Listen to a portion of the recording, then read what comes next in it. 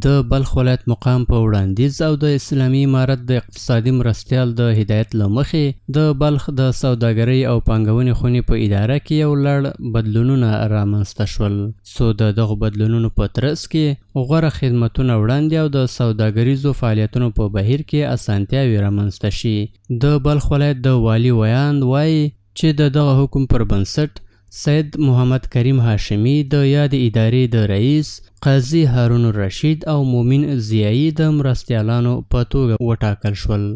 د اقتصادي معاونت د حکم او ولایت مقام د وړاندیز په اساس الحاج سید کریم آغا چې د افغانستان په سطح ملي تجار او د یما پټرول ګروپ رئیس دی، د بلخ ولایت د وطاق تجارت د رئیس په توګه، قاضي هارون رشید د لومړي مرستیال په حیث، حاجي محمد ضیایی د دوهم مرستیال په حیث او د 21 اعضاو په معرفت سره نن د مسؤلینو په حضور کې د وطاق تجارت په خونه کې معرفي او په کار یې پیل وکړ. دا کار په بلخ ولایت کې د تجارانو د مشکلاتو د حل، ولس د کاري فرصتونو پر رامنځته کولو او د کارونو د ښه تنظیم او بهبود لپاره ترسره شو.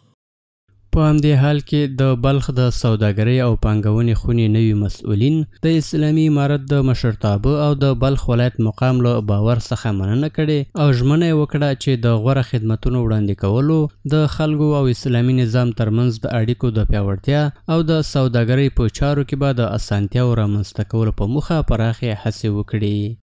وظیفه خود میدانیم که خدمات را انجام بدیم انشاءالله، تنها در گفتار نی، انشاءالله خدا کمک بکنه در عمل. انشاءالله د په پوره خلوص او پاک نیت سره به انشاءالله په دې کې عملا اقدامات کوي او ملت او تاسو میډیا به انشاءالله په نږدې راتلونکي کې د یو لوی تغییر او بدلون شاهد اوسئ. انشاءالله توان قدرت دیگه ما قبلا هم در متقاعد تجارت به حساب هیئت مدیره بودم، حالا به حساب معاون انتخاب کردن، خیلی هم اعتماد تاجر صاحبا بود، اعتماد مقام ولایت بود. کوشش میکنم که کوشش بندگی را میکنم که انشالله هر چقدر خوبتر این اتاق این مسئولیت پیش ببریم. الحمدلله از این قدر روز مناسب در افغانستان یافت کرده نمیتونیم. ما میخواهیم کمی سرمایه گذارایی که فعلا بیرون از افغانستان سرمایه گذاری کرده این را پس در افغانستان انتقال بدیم، چرا که بهترین روزا درشان مصاحب است، چرا که فعلا که از این قدر روز خوب و درست یافت کرده نمیتونیم. ورته مهال په بلخ ولایت کې یو شمېر پانګوالو دغه یو مهم ګام وباله او له نورو پانګوالو څخه یې غوښتل چې په هېواد دننه پانګونه وکړي. اقدامی که امروز صورت گرفت و مبتکر از هم جناب والی صاحب بودن، والی صاحب بلخ، واقعا یک اقدام بسیار نیک بود و یک ترکیبی از تاجران و سرمایه گذاران که به حساب در دو اتاق تجارت و معدن و صنایع تعیینات شد، خیلی بجا بود، خیلی خوب بود و ترکیب خوب در نظر گرفته شده بود و تاجرای واقعی خدمتگزاری که موجود بودند در افغانستان و در مزار شریف ایرا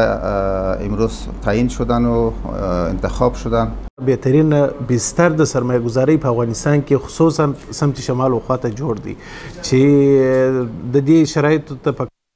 کار د دغه تاجرانو سم د غوښتنه لرم چې دوی باید په داسې یو ښه حالت په دې حالت کې د امارات غېږ وټول ته خلاصه در راجي سي خپل په ملک کې د سرمایه گذاري وکړي.